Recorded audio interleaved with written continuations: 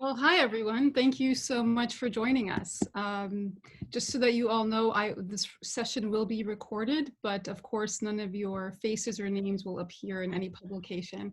But it's, again, wonderful to have you. I see so many of our students have joined us, which is wonderful. But, members of the faculty, thank you so much for joining and for all your support. Dr. Rossi, Dr. Horstman-Gatti, Dr. Zia. And I know that Dr. Liu will be joining us shortly, as well as many others. Let me begin by thanking Dean Buck for his support in putting together this speaker series. And so this is an inaugural talk. It's the International Relations and Diplomacy Speaker Series, and it's part of our International Relations and Diplomacy project here at LIU. It's an interdisciplinary project with a certificate that I know many of you are enrolled in. Myself and Dr. Rossi have visited your classes or spoken about this, and we're really excited about not just the number of you, but the excitement around this program. It's interdisciplinary in that it's through not just political science, although we're the host, but we have great support from the social sciences. We could not do it without them and Dr. Gatti. So having said all that, it's really a pleasure to be able to welcome our first speaker. Michael Jordan is an international journalist. He is a global communication specialist and a visiting professor of journalism here at LIU. He's taught students and trained professionals in 4 continents, from New York to Hong Kong, from Prague to Maseru in South Africa. And as a freelance foreign correspondent, he has reported from over 30 countries in over 25 years, mainly in Eastern Europe, Central Asia, and South Africa, for Foreign Policy Magazine, French News Agency, the Christian Science Monitor, Harvard's Neiman Reports, South Africa's Mail and Guardian, and others. He's returned to New York, and we're very grateful for that, after 5 years in China, where he taught international journalism at some of the country's finest universities in Beijing, Shanghai, and Hong Kong. He's began his teaching career here at LIU. I was very pleased to hear that, where between 2003 and 2006, he was the George Polk Journalist in Residence, teaching a wide range of journalism courses and served as faculty advisor to the student newspaper, Our Own Siwanaka. And more recently, he's gained a rare perspective on China, the world's emerging superpower, second largest economy, and the global rival of the United States. I need to ask him to mute.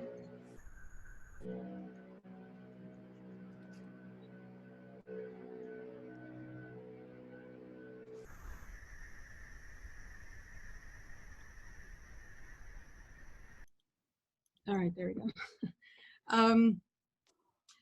More recently, he gained a rare perspective on China through the prism of Chinese media and academia and communications, and now he's going to share several insights with us throughout this talk. So I'm going to ask everyone to kindly mute themselves. I thought I had muted everyone, but allow me to welcome Professor Michael Jordan.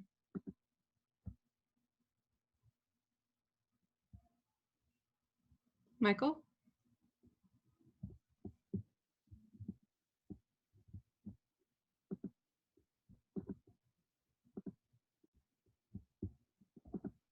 Now I'm unmuted.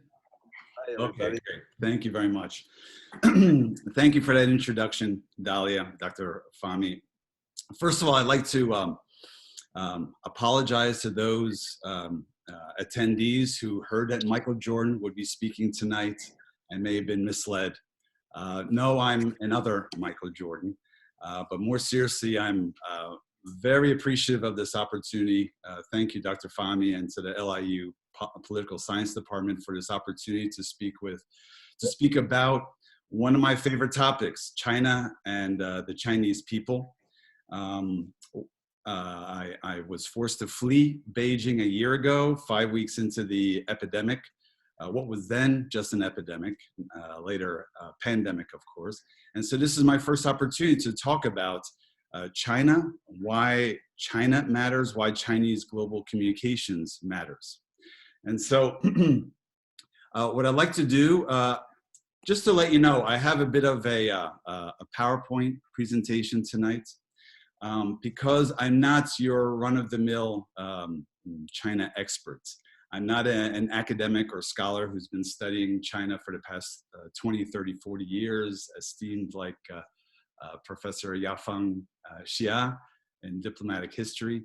I myself, my background is as an international journalist who then evolved into global communications and came to China relatively late in my career. So what I want to do tonight is not just to share some of my insights about China, but also to share a bit of storytelling about how I came to learn about China and its global communications challenges, but also to share some skills about how to understand China and its global communications. I have a bit of a PowerPoint here. Oh, screen sharing is not enabled. Would you be able to, Dalia, would you be able to enable that? Or enable me to do that? Yeah. Yes, it did. 73. I never got 73 people. Hi, Donald. Just remember you're not muted. Dalia, Dalia, may I switch to my PowerPoint as well? Yeah, I'm giving you. Oh, okay, great. Giving you permission. Please turn it off. Great, thank you. Okay. So, just to let you know that I've entitled tonight's presentation, China's Global Communications Challenge, but more specifically, how it affects our world. And tonight I want to, as I said, I want to discuss why Chinese global communications matters to us, to anyone who cares about international affairs. I want to first start with how I learned about China and China's global communications challenge with relevant context, some of my own historical background. Then I'll shift to my analysis of the situation, the challenge, once I moved to China and learned firsthand about those challenges. I'll provide some examples, illuminating, hopefully they are illuminating examples, and then even several skills as to then how to dissect Chinese communications. So, first of all, can everyone see me? Yes, everyone can see me? Okay, yes, good. For those, I can imagine many of you are non-experts on China. I think it's important to begin with, why exactly does China itself matter? It's important to keep in mind that China is, first of all, the world's most populous nation, roughly 1.4 billion people, or 20% of the planet's population. It's the world's second largest economy, absolutely the engine driving the global economy as the world's leading exporter, the world's leading #1 consumer market. It's also one of mankind's greatest civilizations, oldest and greatest civilizations. So in many ways, China matters, simply put, when it comes to political, military, economic, diplomatic, any sphere, climate change, of course, China matters. And then there's the question of Chinese communications. Why do Chinese communications matter? If you care about the economy, then you must pay attention to how the Chinese communicate about these issues. If you care about human rights around the world, then you're paying attention to what the Chinese might say about Xinjiang, where the Uyghur Muslims reside. If you care about matters of war and peace, you're paying attention to China's actions in the South China Sea or regarding Taiwan. If you care about democracy, how does China communicate about Hong Kong? And so on and so forth. And so what I want to do is now to shift a bit from some of those big picture issues. Also to mention that Chinese communications are a two-way street. I mean, if you think about, for those of you who do follow international affairs and global relations, how do we hear from the Chinese, in what form? Not many of us, ooh, I hear someone unmuted. We don't often check press releases from the Chinese Ministry of Foreign Affairs or from from companies, from business organizations, from the United Nations. Very often, we're also hearing about China through the foreign media coverage. So I do see this as a two-way street. Part of China's global communications challenge is not just what the Chinese say, how they say it, why they say what they say, but also how it's then filtered to us, to the international community, largely through the foreign media, the major foreign media. So I also want to later in this discussion to talk, to analyze a bit as to how the foreign media covers China, and in some cases displays certain biases as well. Okay, certain unfairness in the way it covers China. And again, I'll mention firsthand how I learned these things. But for now, let me just take you on a quick tour as to how I learned some of these issues for myself. I myself started off as I started off as a journalism graduate from the University of Missouri. Then a couple years into my career at age 24, I moved to Hungary, to my father's homeland, Budapest, Hungary. And from there, after teaching English for a year, I broke into freelance foreign correspondence in Budapest, smack in the heart of Central Europe. I won't get into how I broke in. That's for another topic on how to break into international journalism. I shared that with my journalism students. But I will show you at least my very first article from the former Yugoslavia when there was war on Hungary's southern border. My very first article, you can see here from 1995, was on the Bosnian Muslim children. Their mothers had been raped and had then abandoned orphan babies. And so my very first article was from 1995, and that launched me on my career as a foreign correspondent. And the reason why I mention this, and then I wrote another piece about that story. This was when I was age 25, by the way.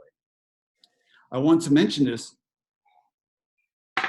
because as a freelance foreign correspondent, as a young freelance foreign correspondent, it was my first lesson in global communications, except at the time I didn't realize it was global communications. I had to learn about international audiences, specifically what did my first audience were my editors. What kind of stories did they want? Why those stories? How they wanted those stories? Fact-based, evidence-driven, humanized stories. And then I learned about the readership. Who are our readers? This is also, I think, very important. And in film, we call this foreshadowing. This will come up again with the Chinese later. That I also learned at this early age that there are essentially two different kinds of international audience. The first kind are, with all due respect, quite sheep-like, in that unthinking, blindly following, blindly consuming what they're told. And then there's a second audience, more critical thinking, high expectations. They're smart, but skeptical and demanding credible, concrete, even verifiable evidence. And so as a young foreign correspondent, then writing for Christian Science Monitor and other newspapers, I learned of the need for how to appeal to these two audiences. Now I'll zoom forward a bit. Now fast forwarding another 6 years, then I was after being in the region in Central and Eastern Europe and parachuting into different countries across the region, moving to New York, becoming a UN correspondent for a freelance foreign correspondent. I also began teaching at Long Island University. Then I returned to Central Europe, where I began teaching journalism in addition to continue to roam the region and reporting stories. I began teaching and training. Oh, I should mention that it was at LIU under Dr. Bird and Dr. Engelman when I taught my very first course in international journalism, which I taught as a course in foreign reporting from New York without ever leaving New York. The reason why I mention that is not to give a plug to LIU, but because I then took this course to Prague. I lived in then Central Europe in Slovakia, so I was teaching this course in Prague, and it's there in Prague. Let me get back to my my PowerPoint, excuse me. It was there in Prague working for this organization, Transitions Online, where I then met the Chinese. a university by the name of Hong Kong Baptist University in Hong Kong sent their first group of students to Prague in 2008. I trained a group of 35 students and faculty. This was the first time I'd ever come across Chinese and interacted with the Chinese, so that was now 13 years ago. They were there for just 1 week. I led the students through a foreign reporting project. They produced stories. I led them. Some of these were 18, 19-year-old Chinese students who had never left China before. English was their second, third, fourth language. Each of them impressively produced their own stories. And then I thought I was done with the Chinese. It was a marvelous experience, but I didn't expect it to continue. 1 year later, they sent another group of students, a larger group in 2009. Everything went so well that they even invited me to Hong Kong to teach for a semester. I wrote a story about my students, in this case for Harvard's Neiman Reports. The reason why I mention this is not to self-promote, but because I was now learning some very important lessons about the Chinese. This was in Hong Kong, which we must remember, Hong Kong is, as I learned, is China plus. It's a part of China, but because of the British history, has its own unique traditions and culture and environment, administration, its own media traditions. And 99% of our grad students at Hong Kong Baptist actually came from the mainland. And one of the very first things that these students did from the mainland, I'll never forget this, was that they immediately joined Facebook and other social media, which were banned on the mainland, okay? And I learned something about not just the notion of freedoms and young people enjoying their freedoms, but also about that these students were very appreciative of this opportunity. These young Chinese were very enthusiastic, very appreciative of the ability to leave the mainland, to be studying in English overseas, but also to learn about the world around them. In fact, I recall one of my professors at Hong Kong Baptist, one of the Chinese professors, one of my colleagues, excuse me, and one of his very favorite topics to teach the incoming students was the real Chinese, as he called it, real Chinese 20th century history. And so he would share much of the history of the Chinese 20th century that the students had not learned on the mainland. No commentary from me. All I'm saying is that this says something about the environment, the culture, the atmosphere of Hong Kong back then, but also what I was learning about the Chinese and what Hong Kong represented to them. Then, just to let you know, then I moved to Africa. So this relationship with Hong Kong continued every year. It went very well, me teaching there, my first semester there. By then I had 3 young children. I was living in Slovakia. And so they invited me back every year as a visiting scholar to teach for 6 weeks. But then in the meantime, we also moved to Southern Africa. That's a photo of mine from Southern Africa. We moved to the tiny African kingdom of Lesotho, which is completely surrounded by South Africa. Now, again, I don't want to focus too much on my personal history. The reason why I mention this is because it was also in Southern Africa where I then branched from journalism and teaching international journalism into communications. Lesotho suffers from the world's second highest rate of HIV infection, 23%. There's also 40% malnutrition. And so I was very much drawn to health communications, development communications, teaching HIV journalism, how to write meaningful stories about especially in this situation. I'm showing a project I did on HIV orphans, in which I interviewed 24 orphans and caregivers, shot photos, interviewed them, told their stories for an ebook, which was later published by a major US NGO. Now, I'm fast forwarding to China here. Because then while in Southern Africa, there in Lesotho, in late 2014, there was an attempted coup one night. In fact, early one morning. And so within hours, then I put my hat back on as a foreign correspondent. I was the only foreign correspondent living in tiny Lesotho at the time. And I felt compelled to tell the story of what was happening with this attempted military coup and this upending of this fledgling democracy there. As you can see, I began reporting for AFP, Agence France Presse, the French news agency, reporting on all the months of upheaval that followed. I wrote a piece for Xinhua, the Chinese news agency, for foreign policy. I began tackling some of the hot button issues that had caused the military coup, the uprising, corruption, political violence, untamed military. Needless to say, I was earning myself quite a few enemies. And as a tall white man, I was also standing out from the crowd. At some point, the Lesotho government and the military were wondering, who is that white dude at these press conferences? And it turns out that the reason why I was in Lesotho, I forgot to mention this, is because I had followed my wife there for her job. She was the #2 with the United Nations. And over time, as the situation grew more intense, more sensitive, I don't know if you can see here, but I was actually brought into a press conference in which the Lesotho police and military accused me of publishing lies in the South African Mail and Guardian newspaper. I was forced to defend myself. I was sweating quite a bit at the time, even more so than I am tonight. The point is my wife, my then wife, now unfortunately not, she was the #2, and her boss, the #1 for the UN, were then accused of feeding me stories. And at some point, she and the UN boss were then threatened with being kicked out of the country. So things were very tense there for us. And we had our 3 young children. My friends were even warning about, what about your kids? They could be kidnapped. There was impunity regarding political violence, that sort of thing.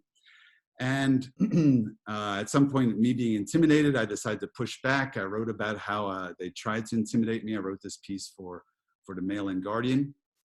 I became angrier even about the injustice that I was seeing. I began to shed my more neutral role, began writing opinion pieces about the injustice and impunity.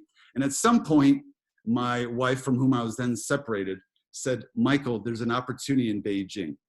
Should we move to Beijing? Where she had an opportunity to become one of the big bosses in China. She became the national director for the UN Development Program, which is the largest UN agency.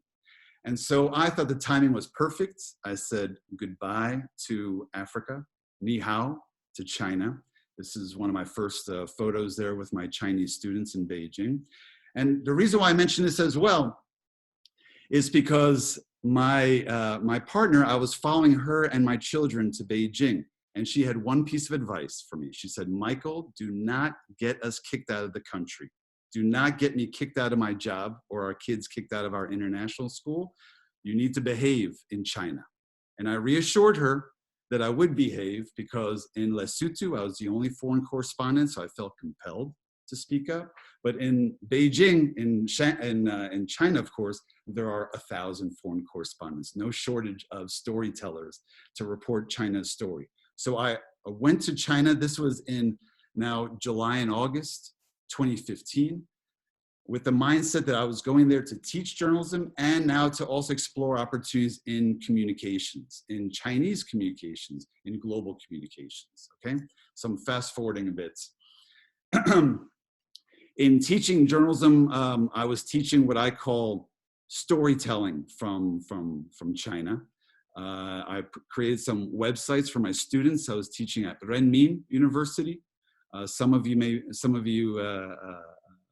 who are Chinese are familiar with Renmin. It's said to be maybe the 3rd most famous university in Beijing, behind Peking University and Tsinghua University.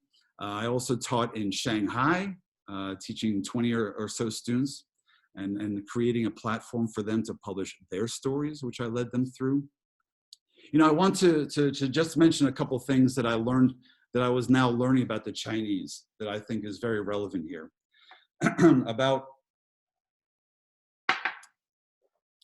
first of all, how modern China was, okay, and of course is, living in Beijing. This is important to know because I came across many friends and colleagues and students who were very appreciative, very deeply appreciative to the Chinese government, the Communist Party of China, to President Xi Jinping.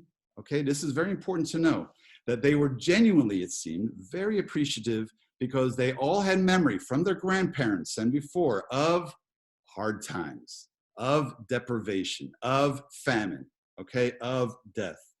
And so to see how China, which just 40 years ago was 70% agrarian, largely agriculture, how over the past 40 years, China has evolved into the world's second largest economy, how the country has pulled an estimated 850 million Chinese out of poverty, more than 10% of the world's population. And by the way, this is not just according to the Chinese government, this is according to the World Bank and the United Nations, this remarkable figure of pulling Chinese out of poverty.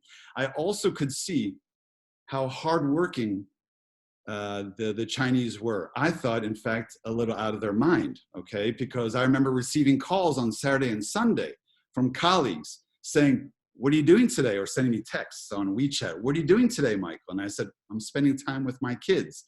"You're not working?" I could see that the Chinese were working 6-7 days a week. Now, I chalked some of this up to culture, but it was also, as I saw, how much pressure there is in Chinese society, how much financial, economic pressure there is in Chinese society. And that's part of the story that's driving the engine, driving some of the anxiety, even the anger with the West. The West doesn't understand our history, what we've gone through, or why we're so bent on our own survival and expansion and our economic flourishment, that sort of thing. So back to some of the storytelling, and I promise to speed up a bit because I would very much like to hear your questions as well. And Professor Fahmy, please let me know when I'm going on a little too long. But from teaching, I also began doing communications consultancies. I did one for the International Labor Organization office. Now, not just communications consulting, what kind of communications consultancies? I was teaching Chinese colleagues about the international audience and how to most effectively reach the audience, who exactly the audience is, and how to reach them with credible evidence, humanizing your stories. I produced my own storytelling training, communications training on environmental protection. I called it the Chinese Champions of Environmental Protection. I was teaching Chinese activists like Nellie Wang from different Chinese environmental organizations how to tell their own stories in order to inspire other Chinese to take action, to help make a difference within our societies. This training was featured by China Daily, the largest English language newspaper in China. There's a 10-minute feature that they did on the training, but also this approach would seem to them to be a unique approach to communications. This is also important because as I was learning now that the Chinese were very frustrated and have been for many years as to how the international community was perceiving of their growth, of their expansion, of their efforts globally. And President Xi, for several years now, has spoken of the need for the Chinese, for Chinese media to, quote, tell China stories well. But as I learned, the Chinese were, despite their millennia-long history of storytelling, when it came to the Western audience, they were struggling with how to effectively, persuasively tell their stories. In 2019, also, President Xi talking about the need to tell China stories well. And as I also learned that this was part of a broader campaign of China's soft power campaign. Hard power, meaning military or economic power. In this case, cultural power, or the use of media, the arts, entertainment, film, but especially media. That I also learned that the Chinese were investing billions of dollars, hundreds of millions of dollars in their media operation. Xinhua, the global news agency, CCTV, which then became China Global Television Network, and China Daily, the English language newspaper. okay, and how you see the headline here, Inside China's Audacious Global Propaganda Campaign, okay? And what the Chinese were trying to do and have been trying to do is to win hearts and minds. But we're getting to the point of why do they struggle with this, okay? I zeroed in on one example. I began to learn more. I became much more curious about how is it, why is it that the Chinese struggle to tell stories well? For the Bill and Melinda Gates Foundation, I did a bit of analysis regarding the Belt and Road Initiative, which for those of you who haven't heard, ought to learn about it. It's especially now that the Biden administration is talking about potential trillion-dollar investment in infrastructure. The Americans are actually well behind what the Chinese have been implementing for the past several years, estimated $1 trillion initiative around the world, roads, bridges, trains, ports, investing what they call win-win relationships, but ultimately deepening their ties around the world, okay? As you can see, literally around the globe, into Southeast Asia, into Europe, into Africa, okay? Some might see it as tentacles, okay? But actually it is assisting with development for countries that need development to grow economically. Oops, sorry, I zipped ahead.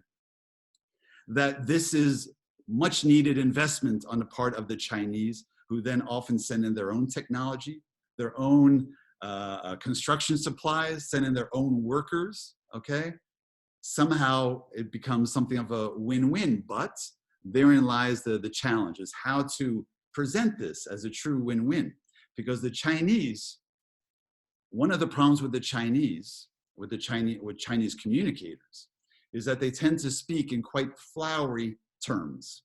They also tend, from our perspective, from a Western journalistic, skeptical perspective, they rarely back up words with concrete evidence, okay? So there was a piece in The Guardian, for example, which was highlighting some of the flowery language. As one veteran Chinese diplomat said, that the Belt and Road is not a solo song, but a chorus. Or that Xinhua was saying it's a Chinese solution to global economic blues. The foreign minister, Wang Yi, described it as a symphony of all relevant parties. But the media, Western media, was like, where is the evidence? Where is some sort of even website describing all these projects and all these projects and all that these projects entail, okay? So here, it was raising questions. Here's the Guardian, the $900 billion question. What is the Belt and Road Initiative? Here's the South China Morning Post. This was before the Belt and Road Forum a few years ago. European diplomats confess they don't know much about Xi's trade plan, okay? So this is also where I was, and President Xi himself is also prone sometimes to some lofty terms. Well, as he said, what we hope to create is a big family of harmonious coexistence. But as Quartz magazine noted, China has never published any comprehensive list of all related projects or deals, okay? Now,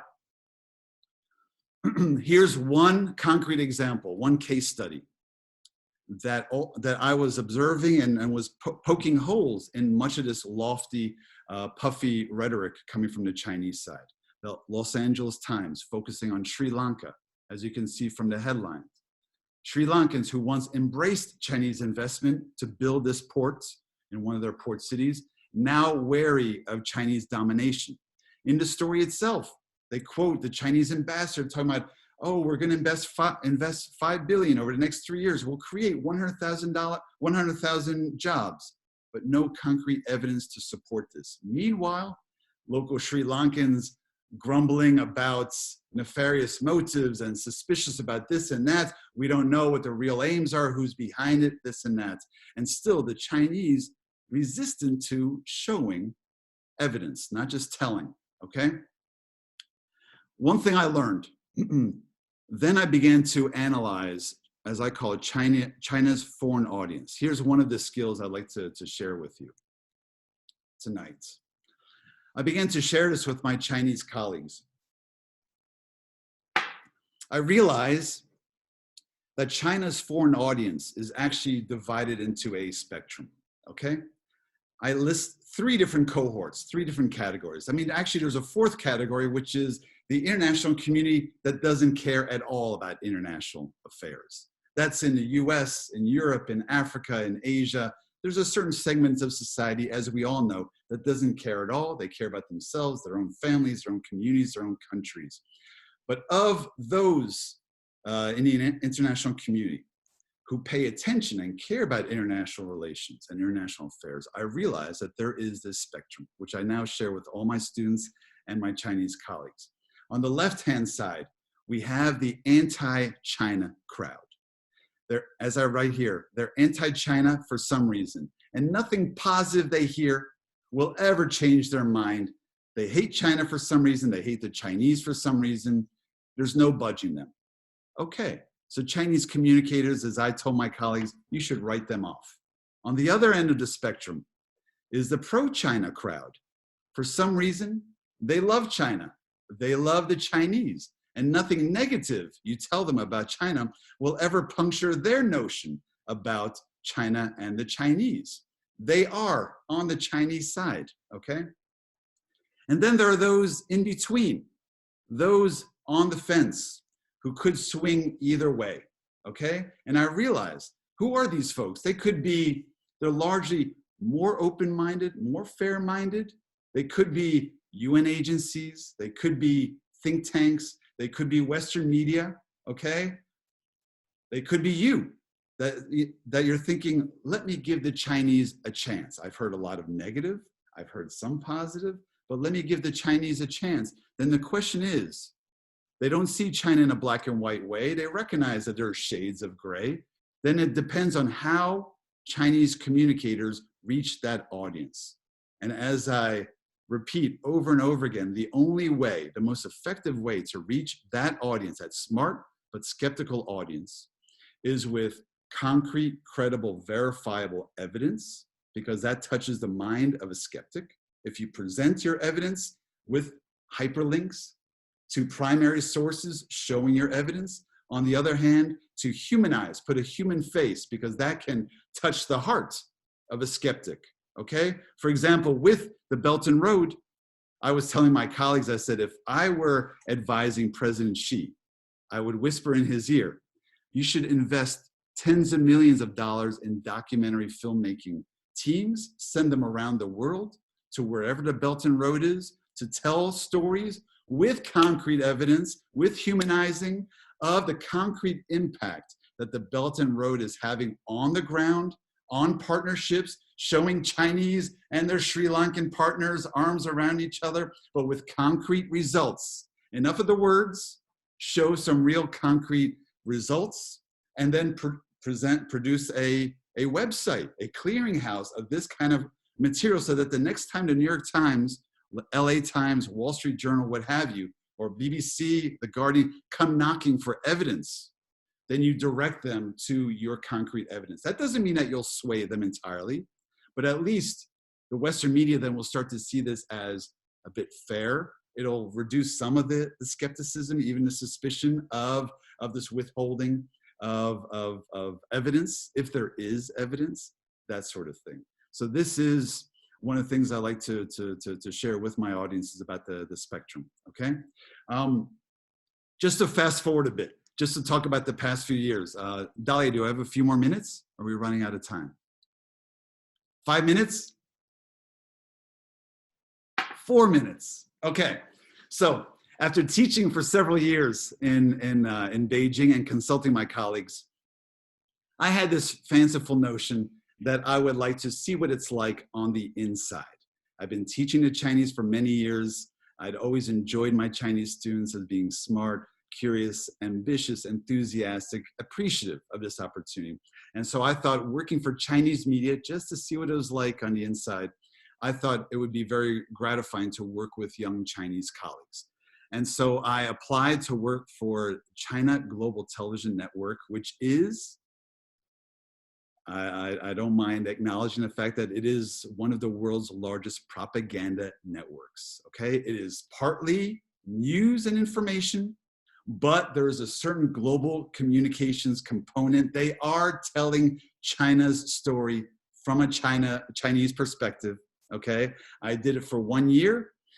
I did it to work with my colleagues to see what I could do to help strengthen their professional skills and just to learn more about about the challenges. I had an opportunity to work for my 1 year working for arguably the leading opinion show, The Point, with Liu Xin.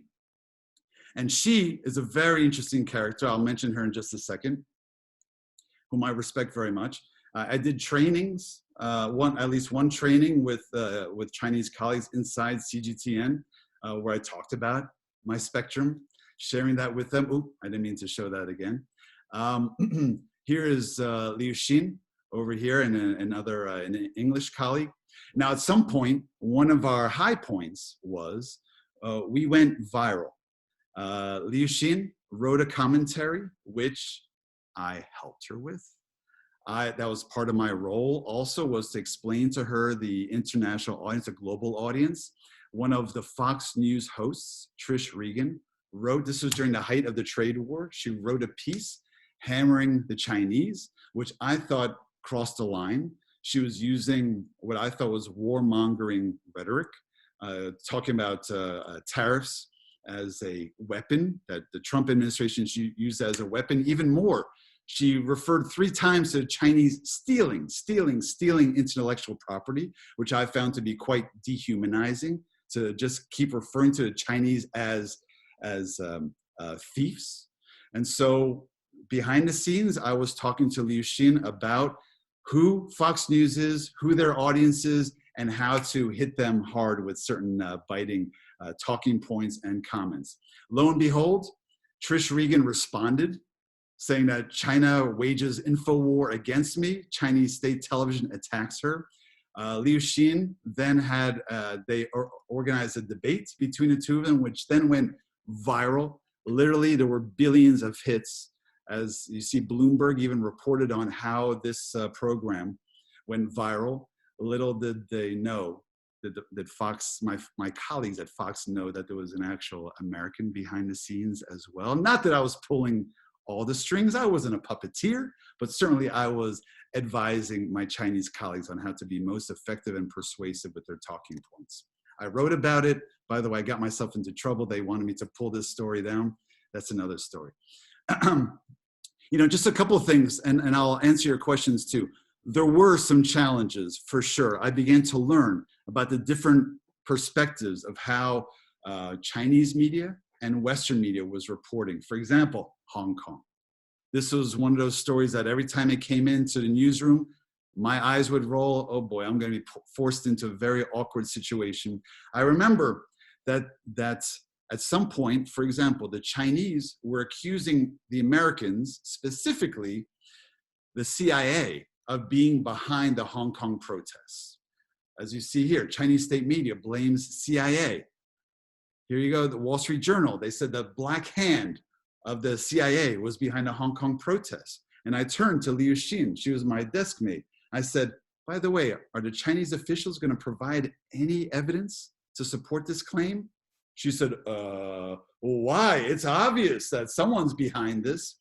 I said, you know what? As an American journalist, I'm also reflexively skeptical of my own government, US government, the US military. I don't just swallow whole what they tell me. In fact, as I pointed out to her in the accusations of the Trump administration against Huawei, the Chinese telecoms giant, that President Trump, Mike Pompeo, Secretary of State, never once provided concrete evidence that Huawei is or was a national security threat. So I said, just as I would be tough on the Americans demanding evidence, we should also push for some evidence on the Chinese side. Needless to say, that my colleagues, just maybe I'll say this and wrap up for now and then take your questions, which is that considering that spectrum of the anti-China crowd, the pro-China crowd, I was encouraging my Chinese colleagues, we already have the pro-China crowd on your side. Let's aim for that middle crowd to be fair with our coverage. We understand that there's a red line beyond which you shouldn't even touch the line of criticizing the Communist Party of China. You shouldn't even criticize directly President Xi. You shouldn't criticize directly the system. But there's a difference between being this far back behind a red line and coming closer, and sometimes acknowledging missteps and being more transparent with evidence, facts, proof, that sort of thing. But my colleagues, I could see, were more reluctant to do that, settling for the pro-China crowd feeding red meats. Okay, it's easier, and they settle for that. It's an easier battle to wage. Anyway, maybe, Dalia, should I wrap up there for now? Please. Because I have much more to talk about the Western media coverage and all that. But let's see. Our questions will highlight them naturally, probably. What's that? What's that? I think our questions will highlight them. Sure, please. Thank you so much. That was a fascinating kind of window into your life and into your experiences. But I think for our purposes, just understanding the power of stories and storytelling in international relations is part of the project of our International Relations and Diplomacy program here at LIU. So for you to highlight that, it's wonderful. I think what we'll do is we'll take 2 or 3 questions, and then you can answer them together, and then we'll open the floor to more questions.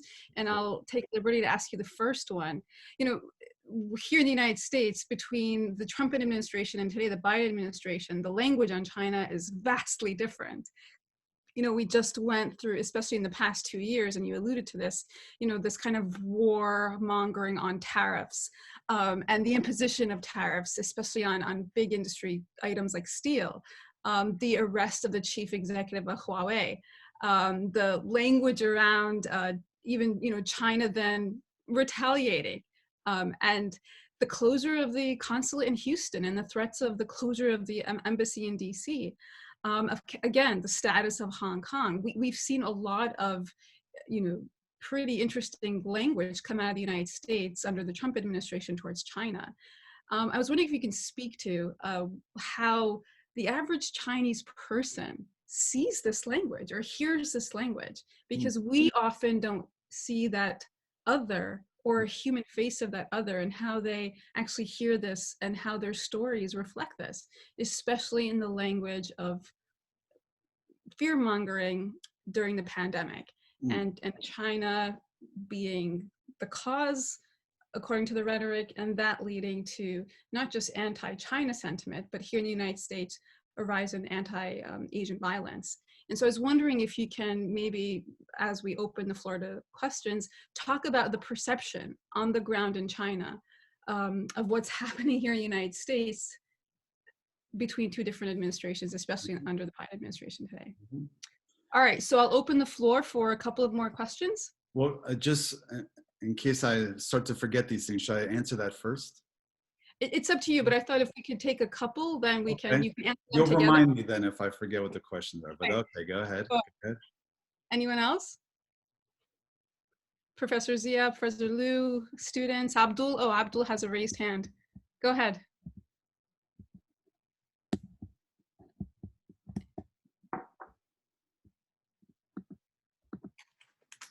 Thank you, Professor, and thank you once again. I'd like to call you Professor Jordan for being here with us with LIU Brooklyn and being with the International Relations and Political Science Department. So just a question that really comes to mind as you're going through your presentation.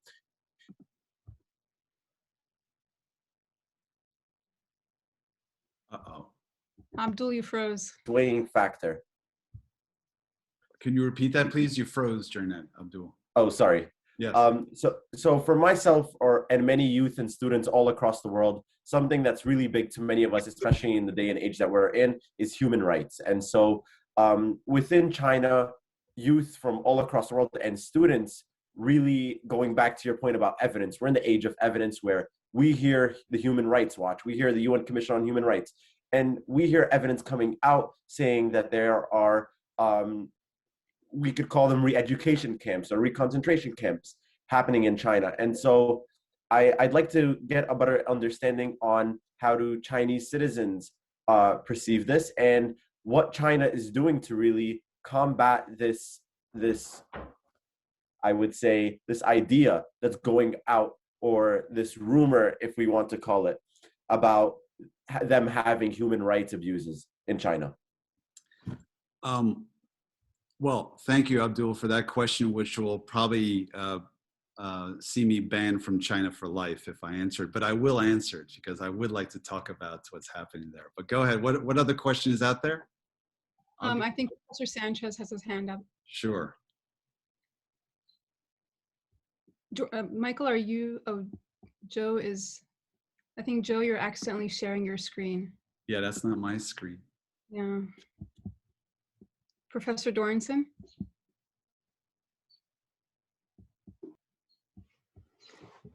Michael, if you can keep going, I'll figure out how to fix this. Sure. I mean, maybe so the questions don't build up. I'm a little concerned that I'll start to. Yeah, go ahead, Michael. Well, all right. So let me begin with answering your question first, if that's okay. Okay. Yeah. First of all, regarding the Chinese and their view of the U.S., I guess I would describe it as something of a love-hate relationship between the Chinese and the U.S. at this point. First of all, it's important to realize that every year, several 100,000 Chinese are coming to America to study in the United States, and many more millions would like to come every year. Millions of Chinese parents are dreaming of sending their children to the United States to study, okay? They are essentially voting with their feet in terms of what they believe about America and their child's future and investing in their child's future, okay? So they have, I believe, deep affection for the U.S. and what the U.S. stands for and even what an American education represents, that sort of thing. On the other hand, regarding the Trump-Biden dynamic, it's important to recall that actually, before Trump was elected, he was very popular in China. That the Chinese were very much anti-Hillary because at a very important UN conference, I believe 2008, the UN Conference for Women, she had spoken out in the name of human rights and had upset, antagonized Chinese officials. So they thought that President Hillary Clinton would be on their case regarding human rights and others. They also thought that Donald Trump, hey, he's a successful billionaire businessman. All he cares about is business, like us. Business is business, okay? So they thought this would be good for the world's two largest economies to have this billionaire in power. Lo and behold, of course, then Trump was looking for enemies, domestic and foreign. And of course, China was a very suitable rival, although you'll notice that he never once criticized President Xi directly. There's also a bit of, I think, reason for that, in that Ivanka received some patents for her products in China. That's another subject as to what sort of insider business is going on. But Trump then, of course, ratcheted up the rhetoric. Of course, he was very loose-tongued, not thinking through, I'm sure, some of his insults. Meanwhile, Pompeo as well. And meanwhile, these are being absorbed by Chinese society. That ultimately, I think the Chinese, I won't get too much into the psychology, the psyche of the Chinese, but I think that there is some insecurity, some feelings of inferiority, considering the history and how they feel downtrodden. On the other hand, an emerging self-confidence, knowing that they are now the world's second largest economy. They are on the front lines regarding technology, and they know that their military is growing stronger and stronger. So there is this push and pull regarding the insecurity and hypersensitivity to insults and slights, and feeling that the trade war and tariffs and actions regarding Huawei were very unjustified. On the other hand, wanting the Chinese government to fight back, to bloody the nose of the US. In fact, there's a phenomenon now within the Chinese diplomatic corps of diplomats now becoming much more vocal, more vociferous. They call them the wolf warriors, becoming even insulting and breaching certain diplomatic protocol with their insulting tone, whether it's in the US, Canada, France, Australia. There have been a number of incidents where now Chinese diplomats are becoming more robust, okay, sticking out their chest and insulting right back. I think this is partly the Trumpism of diplomacy to some degree, becoming more insulting off color. But that said, now moving to Biden. I mean, I should say, I should mention that frankly, as my take, again, my non-expert or my communication perspective was that also the Chinese government was also using this newfound muscular nationalism also to rally and galvanize their own people. Okay, so then you have a foil in the US, in the West, in terms of they're trying to hold us back. They're not allowing us to assume our rightful destiny as a global superpower as we once were, that sort of thing. And so many Chinese cannot understand why this is happening, except they may think this is because of historic racism, or this is because of some fear on the part of the West that China will grow too powerful. They are also fed, to be fair, they are also fed one-sided media, Chinese media, presenting Chinese as a benevolent, benign force on the global landscape, bringing win-win scenarios around the world, okay?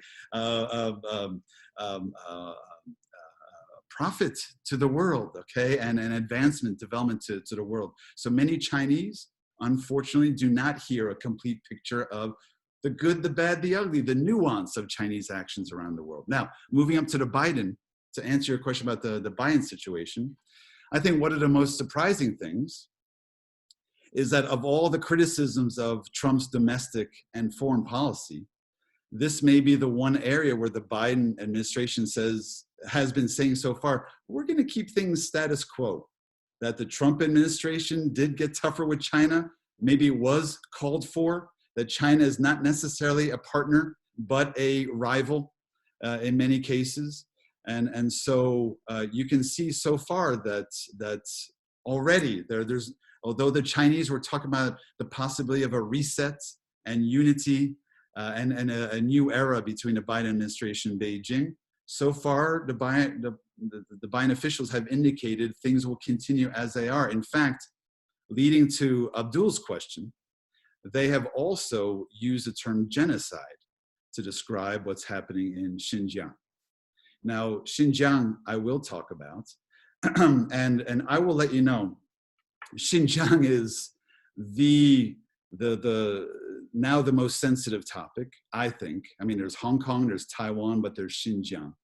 And Xinjiang, I think, moving forward, for those of you who don't know, Xinjiang is in the most northwest province. It's along the old Silk Road. It's predominantly Muslim. The Uyghurs are a Turkic people, part of the Turkic crescent all across Central Asia. They are not ethnically Han Chinese. They have their own history, own tradition, own religion, own culture, own language, okay, as well. And there's also been reportedly terrorism, some terrorist incidents, a separatist movement 10 years ago, 5, 10, 15 years ago, okay? And this was the premise for why the Chinese authorities then cracked down against all separatist movements, of course, but especially there. And look, the bottom line, Abdul, is that I've never been to Xinjiang, but the vast majority of Chinese have never been to Xinjiang. And when the Chinese speak about what's happening in Xinjiang, they don't know what's happening in Xinjiang. They are relying on Chinese state-run, state-controlled media to tell them what's happening. Okay? Very often. They're relying on heavily censored mainstream media and social media to tell them what's happening. Okay?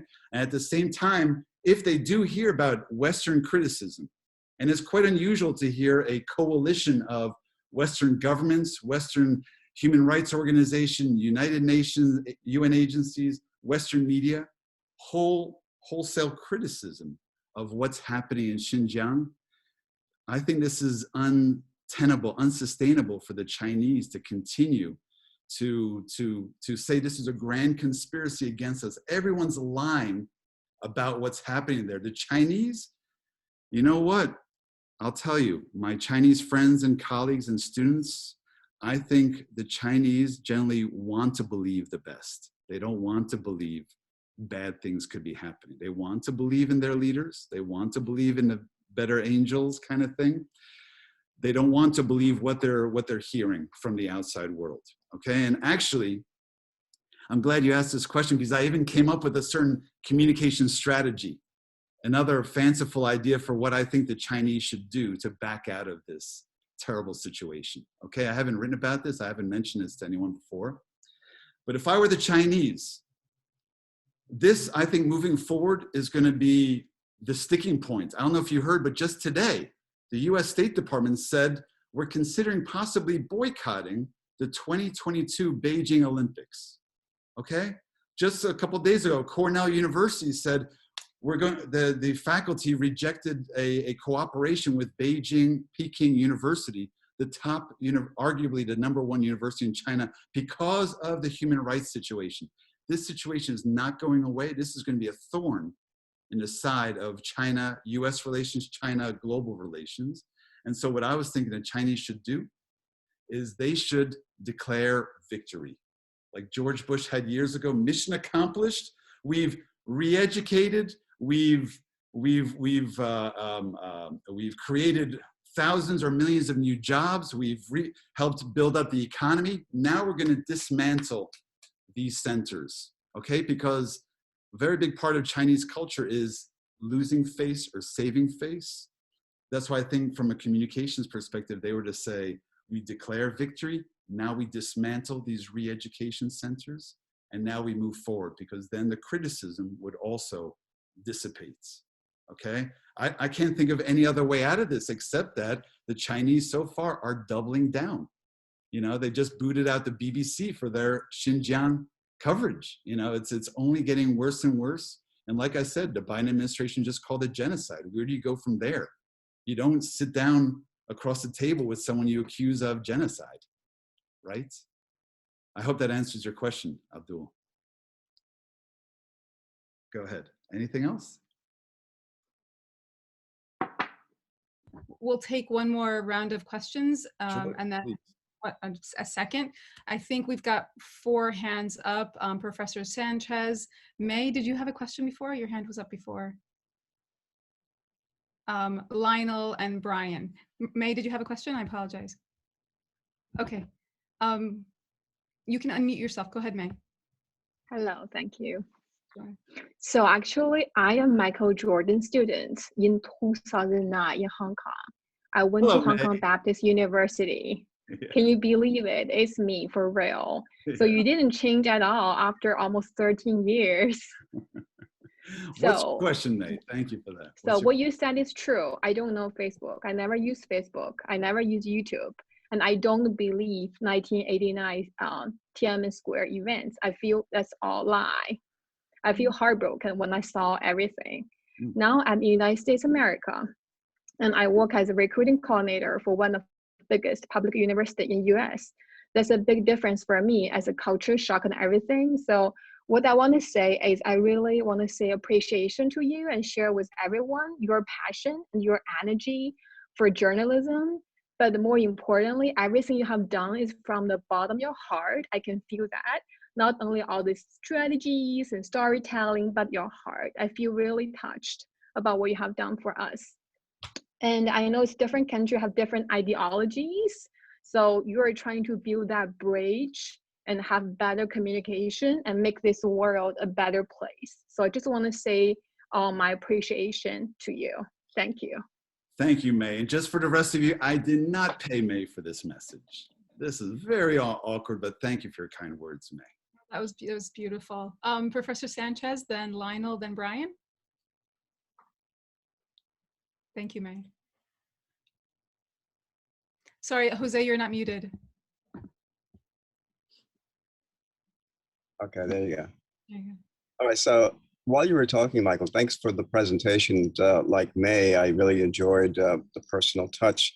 I think that's a very important element that social scientists often forget to pay attention to that. But as you were talking, and I was chatting with Professor Bird about what you were saying, it occurred to me that this is something that I've always questioned, that when we look at a totalitarian political system, we often assume that this is a system in which information basically is delivered to the population. There's propaganda, and that they're forced to think these things. And I often feel, and I see this, what happened in the Soviet Union, that there's also a kind of subterranean communication system where people share things privately and they keep it out of the public view. And that information system often results in what you said about how these students that you had in Europe, when they came to you, the first thing they did was to go sign up for Facebook and sign up for Twitter.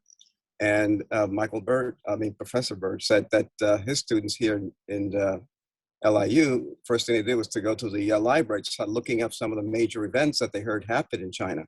So obviously they're carrying around some stories, they're carrying around some information about platforms that do provide them more information. And it's something that doesn't come out publicly there, but the information is being shared. Do you have any experience with that? Have you seen some of that, or is that something that you have thought about also? Thank you, Jose. We'll move to Lionel's questions next. Oh, okay. Thank you for that, Jose. Lionel, did you have a question? All right, Brian, why don't you go ahead, Brian? Thank you, Professor Fahmy. And for those of you that don't know me, my name is Brian Rambut. I'm a journalism student. I've served with several of these instructors here, Professor Rossi, Dr. Bird, Dr. Fahmy, and Dr. Rogers somewhere there, and Professor Dorrance. I also work for the school newspaper, Siwanaka. And I have this one question, since you have this unique experience of going to China, living in China during the pandemic, and teaching students over there in China, what advice do you have for LIU students that are interested in working in China, whether it be for news, media, or whatnot?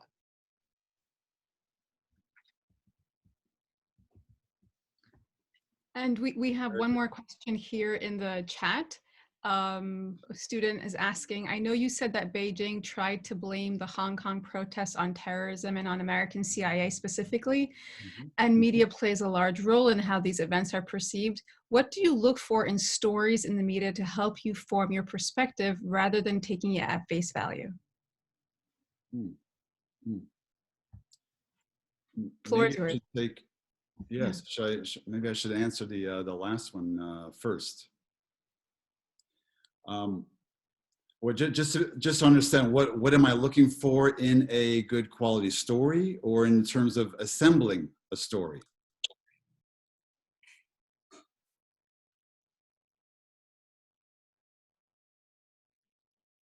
I couldn't hear. I can't speak for the questioner, but she's asking, yes. When you look for, what do you look for in a story in the media to help you form your perspective rather than taking the story itself at face value? Oh, I see. You know, even for this presentation today, in terms of talking about this new era of the Biden administration's relationship with Beijing, I actually did listen to a variety of perspectives. To be fair, I mean, I could have just listened to our media, the American media, but I actually also listened to some from the Chinese perspective in English language Chinese media, to hear about how they thought relations would go moving forward. I even listened to Al Jazeera in English. You know, I listened to a variety of viewpoints and then to synthesize the information. Ultimately, I'm also looking for, I'm not just encouraging people to produce credible, transparent evidence. I'm also looking for it myself. I mean, that's one course I'm teaching, or two courses I'm teaching at LIU now, about social media and the need to be skeptical. If we don't see, if we don't see verifiable, transparently presented evidence, then we should always be skeptical. But so, you know, but back to that question, I'm looking for patterns. I don't look for one-offs. I study issues over a period of time, identifying what are unique events versus what are growing patterns. I'm often writing about trends. trying to identify new movements. In fact, as a longtime freelance journalist, I was always looking for stories that represented some kind of trend or movement, whether it was something was growing, improving, increasing, or declining, worsening, whatever it may be, because I was looking for value added for the reader, for them to really learn something about some issue versus the superficial day-to-day of some story. Does that answer your question?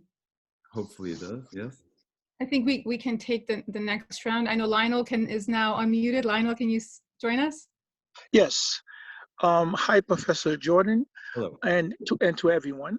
The question I had is pretty much stemming from, I mean, China's civilization is relatively, is a very old civilization, but America is pretty much relatively, I would say, a new civilization, a couple of 100 years, probably a little more. But if we would go into the in-depth of American culture, and as far as what is China doing, and we just look at the human aspect of as far as respecting people and their culture and so forth. I mean, if we go back maybe 200-300 years, we would see that America is doing relatively the same thing that China is doing in some respect, if we might say. So I think China, I'm not, you know, there's a lot of issues, there's a lot of operations, there's a lot of things that's going over there, and I wouldn't imagine that the truth is not going to come out as plain in sight. So my question is that if we look at the 1700s, the 1800s here in America, and we just see what happened over here, we have to be in amazement and say, wait a minute, what's going on in China? We can't be too much in shock, because it's more like, just talking about in comparison, it can't be just like, we have to get to the bottom of what's going on over there as far as humanity, period. But my question is a little bit, probably a bit confusing, but I would clarify in a way that we're not too far from what we did maybe perhaps 200-300 years ago from what China is doing in some parts, in some regards. That's the question. Yeah, thank you for your question. Lionel, if I could just say that, just briefly in response. Well, you're raising an important issue, not necessarily about the history, but about the need for context. And unfortunately, when you think about, again, how do we, not just you, because maybe you are a specialist in US-China relations or in history, US history, that sort of thing. But if we're talking about even a smart, skeptical, but non-expert member of the international audience, what you're talking about is the need for enough context, enough background to really better inform and educate the reader. And that's part of the challenge today. You're talking about even a longer form of journalism or media to explain. And that is one of the challenges, is how do you get people to sit down and to spend 5 minutes or 10 minutes reading an article or watching a 5 or 10 minute video on YouTube, right? Versus quick news, that sort of thing. You're talking about, hey, you need to understand some historical background regarding the Chinese and what they're going through and the comparisons with the US. How do you present that to them, right? It requires an audience that would be patient enough and have enough appetite to consume that sort of content. That's part of the challenge. That's why, at least with my stories, or the kind of stories I'm teaching, at least 1 or 2 paragraphs of historical context. Even as I mentioned earlier, about just 40 years ago, China was 70% agrarian, you know, just even, and then over the past 40 years, transforming itself into the world's 2nd largest economy. Even 2 sentences, whoa, that's a big change. If you want more, go online and learn for yourself, right? Or find a book or a documentary film kind of thing. It's very difficult to inform and educate our target audience, our foreign audience with that. We have 3 questions in the chat. Professor Jia is asking, what advice do you have for China's wolf warrior diplomats? Haroon is asking, how can we as students differentiate state propaganda from the truth? Again, this is an international issue. Yeah. That comes out of situations such as Hong Kong and the Uyghur situation. Anastasia is asking, so does listening to different points of view give you a better understanding of issues within China? First of all, with what Professor Xia said about the wolf warriors, I was just thinking about this, the wolf warrior diplomacy. I would love to see some analysis as to whether this is working. Okay, because now it's been going on for a year or 2 years. Okay, the Chinese are very smart people. Okay, they will assess, I imagine, on the inside within the Ministry of Foreign Affairs, like, we're getting tough. We're throwing insults and we're cheering them on to get tougher, to get more muscular with their words and deeds. But is it working? Quite simply, is it working? What are you achieving versus antagonizing? I understand that, as I understand, this is playing well with a domestic audience, right? Back home, the Chinese, yeah, sock it to them, but it's almost like appealing to the Trump base. It's 40%, 45%. They love their insults, but at the end of the day, what do you really achieve, especially internationally? And so I wonder, I'll be looking to see what the Biden administration's tone will be. I can't imagine they will be as insulting. And I can imagine that maybe the Chinese step by step may tone it down if they realize it's not yielding results. And maybe there will be a return to civility in diplomacy, at least. And I guess Biden could set that tone.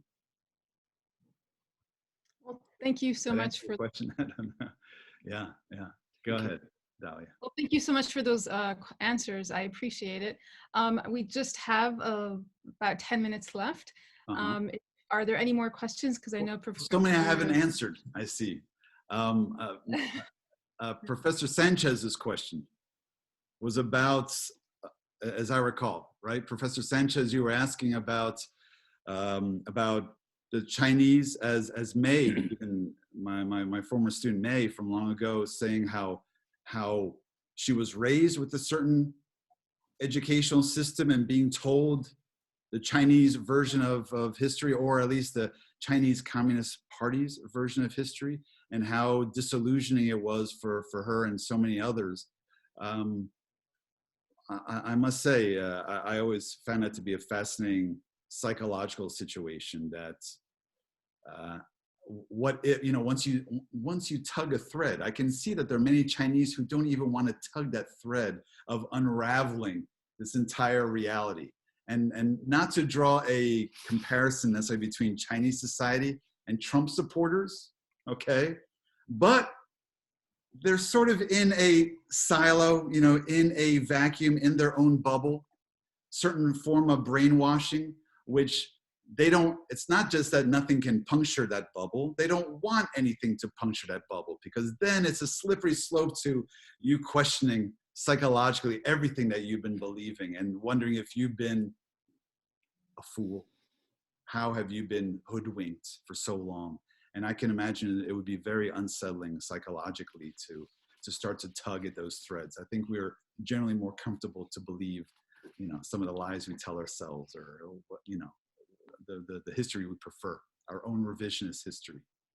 I don't know if that answers your question, but going to Brian's question, if I were a young American who wanted to learn about China, I can tell you that there are great needs in China for, if I were in your shoes, I might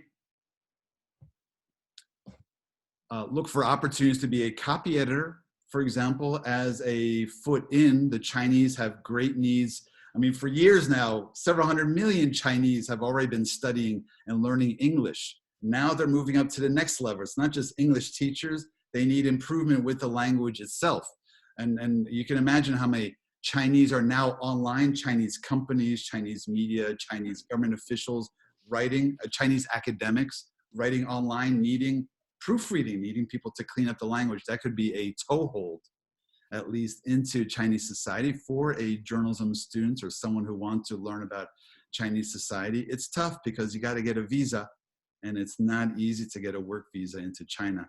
You have to justify your existence. But once you get in there, I mean, through LinkedIn, you can start to apply for different positions. I can help you with that, Brian. Okay, if you want to start to look around. What other questions were there, Dalia? There's one student, Elian, who has a question, and then Professor Zia wants to talk about the genocide of the Uyghur Muslims in the Xinjiang. Sure. Go ahead, Elian, you want to go first? Oh, sorry, go ahead. Thank you, Professor. So you mentioned earlier on status quo, and I just wanted to raise how we see the pressing issues in our society with everything that the new administration has to do, from racial injustice to the pandemic to gun control. We have all these issues, but also there's a status quo that the U.S. is maintaining. Do you believe that the U.S. in the future must do something different to strengthen the relationship between China and our country? Something different in terms of what? Like to really mix it up? To really strengthen the relationships between our country and China, because we see the shaking relationship as we earlier mentioned how we have to sort of understand each other. You believe that we should be more vocal for what China is doing in order to hold them accountable, or we should be, in a sense, like nice to them so we could help them? And just to clarify, do you mean young people, young Americans, or do you mean American society in general? I would mean the U.S. government. U.S. government. You know what? I'm still something of an idealist. I would love to see, you know, Biden policies that have certain standards, especially regarding human rights, because, you know, this undermines, I mean, the Trump position for 4 years regarding Xinjiang or Hong Kong or what have you, free speech issues. You know, this also undermines the U.S. role around the world, because of course, if we raise these issues anywhere, they can say, oh yeah, well, what about what you're doing with China, or you're allowing it in China? You know, we need ideally some consistency in those policies. But on the other hand, you know, Elian, just for you to know, this relationship between the U.S. and China is no longer just, I think, not an emerging superpower. It is a superpower, okay, in many ways. And this is the most important bilateral relationship moving forward between the U.S. and China. It's so complicated with so many landmines moving forward. I almost feel like it's above my pay grade to recommend how to move forward, except with some sort of consistency. I think there does need to be some toughness, but then again, you know, a tough relationship also plays well for the Chinese side. They also want to look strong on their side for their own people, okay? So there are areas, just to let you know, there are some areas for cooperation. Let's say climate change, they speak most notably, okay, that China and the US are the world's 2 largest emitters of greenhouse gases. Okay, so there are opportunities for some cooperation there, but like I said, there are some of these hot button issues that, you know, both sides need to tread very carefully when it comes to, I mean, frankly, I think Hong Kong is almost a lost issue. I think China is slowly swallowing Hong Kong. But Xinjiang is something that will, like I said, remain a thorn until the Chinese somehow ease off of that. Yes. I don't know if that answers your question. That's a tough question. Professor Zia? Yeah. Oh, thank you so much, Professor Jordan. I really appreciate your talk. And I think you had a good time in China. You told a good China story, I guess. My children did too. They also lived there, so they also enjoyed their time in China. They speak in Chinese. Yes. Well, last week I was in a panel discussion with China Radio International, and they asked me about the Xinjiang issue. I said, here's what I said. I said, for the Europeans, human rights concern is genuine. But for America, for some of the Americans, people like former Secretary of State Michael Pompeo, Xinjiang issue is a tool to punish China because it makes sense. Why? Because China, as you said, China is not only an emerging power, China is a power which is surpassing United States according to many statistics. So from a realistic point of view, United States is not going to allow that to happen. President Biden made it clear that under his watch, he will not allow China to surpass United States. Not exact word.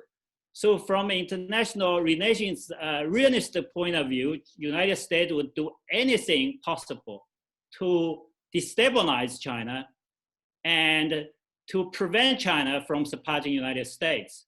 So here's what I just recently, in these days, I have been studying this issue. I'm watching this issue. So there are a lot of Canadians actually, they come out to denounce America. They said the United States has a plan. Basically, why? Because the Xinjiang issue came out from the support of World Uyghur Congress. The World Uyghur Congress in US, basically based in Germany, in US. Now these are the guys who hated the Chinese government. And they were founded by National Endowment for Democracy, which is a CIA kind of supported organization. So the United States wanted to use Xinjiang issue to punish China and also Hong Kong, Taiwan, to prevent China's rise.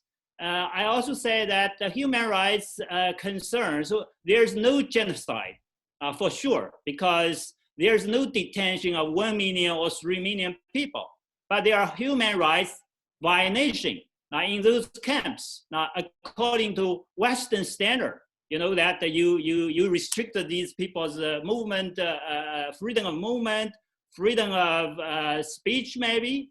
But there is no genocide. That's what I found. Thank you very much. So what's your question, Professor Xia? Well, I just said I want to comment on this. Oh, okay. Yeah, I don't think there is a genocide going on. That's for sure, because there are a lot of statistics which say the Uyghurs population in the last 30 years has like tripled or many times, increased many times. And for Han Chinese, you know, China has the one-child policy for many years, which was renexed only in the last 5 years. But for the Uyghurs, they can have 2 or 3 or 4. So there's no such restriction for the Uyghur, for the called minority in China. Let me point out one thing, if I may. Yeah. There are, I believe, and according to the United Nations, there are various forms of genocide. There's the physical genocide, but there's also cultural genocide. And what is happening reportedly, again, I've never been there, is also seen as a form of cultural genocide, which is that the Uyghurs have, again, they are largely Muslim, right? They have their own traditions of mosque and dietary restrictions and language and all that. So there are these are seen as efforts to also erode the cultural identity of the Uyghurs. And if I could point out just one little detail that was very striking to me. One of my favorite Chinese dishes is lanjiao beef noodles, okay? And that is a specialty of another Muslim group, the Hui Muslims, okay? And all around the country, especially in Beijing, you can see these beef noodle restaurants, including there was one around the corner from where we lived in Beijing, okay? And from one day to the next, about a year and a half ago when I was living there, I noticed that there's a sign above all these restaurants in Arabic. I don't read Arabic, but indicating halal, okay? That this is produced according to Islamic dietary or according to their cooking restrictions and rules. And from one moment to the next, I noticed that this restaurant covered up with cardboard, they covered up the Arabic scripts. And I thought, that's strange. Is it only this restaurant? And then I noticed other of these Muslim beef noodle restaurants also covering up the Arabic scripts, okay? My conclusion was, you know what, whatever the policies are, those Muslim citizens of China felt nervous, felt anxious. We should keep our heads down, our mouths shut. They knew, they're hearing from family, friends, and others, right? What they are hearing about Xinjiang. So, you know, even I on my own skin could feel a little something was changing, some tightening, and regardless of what some may say about the Uyghur Global Council and the influence of this one organization, or even the Uyghur lobbyists around the world, I can't be convinced that they are so effective. They've been able to persuade Human Rights Watch and Amnesty and BBC and Washington Post. Oh, they're so persuasive. Everyone's following blindly what this one lobby group.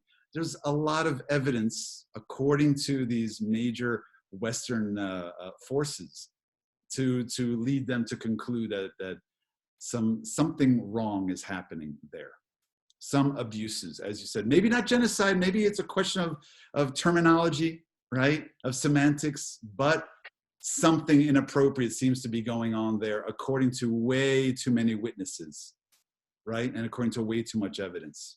That's all I can say. Again, I would love to be able to see things with my own eyes to verify things, but that's all I can conclude, okay? Well, thank you so much, Professor Jordan. This was a lovely conversation, eye-opening, a little disturbing in some regards, but I just want to thank you, thank Dean Kwanzo, thank our faculty members. I see Professor Parisi's here. Professor Doranson, I'm so happy to see you. It's lovely for all of us to see you.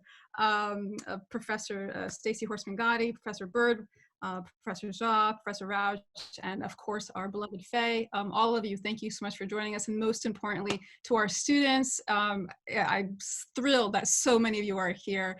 And again, I want you to see this as a first step in this long-term conversation we're having on international relations diplomacy, not just up here, but down here. And today you heard about the power of storytelling. So thank you so much, everyone.